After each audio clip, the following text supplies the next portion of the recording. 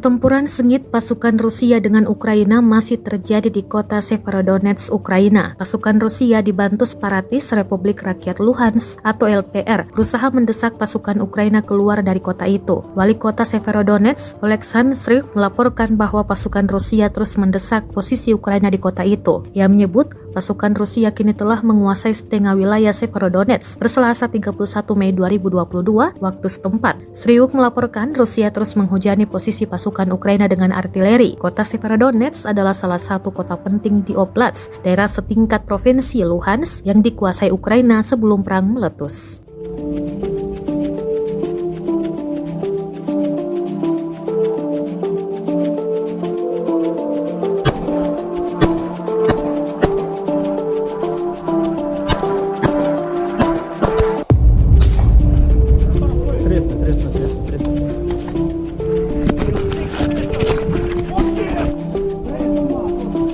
Спокійно, спокійно, все нормально.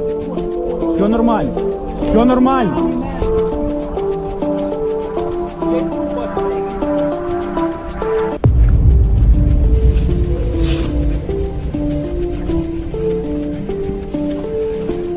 Лёха.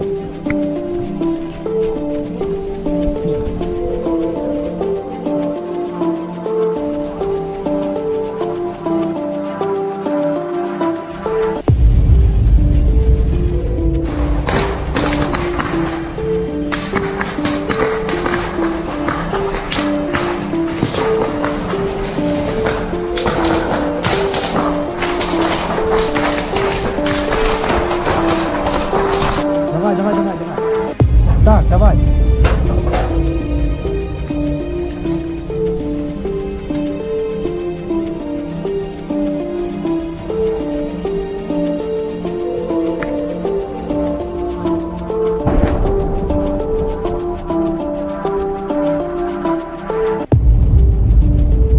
Звідси ти туди.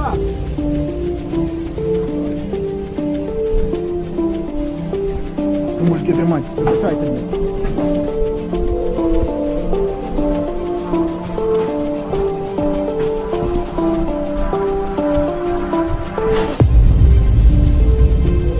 Друзі, я не розплачу.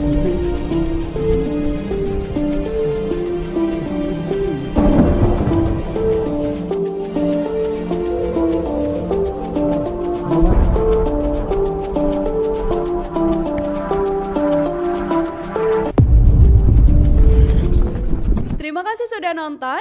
Jangan lupa like, subscribe, dan share ya.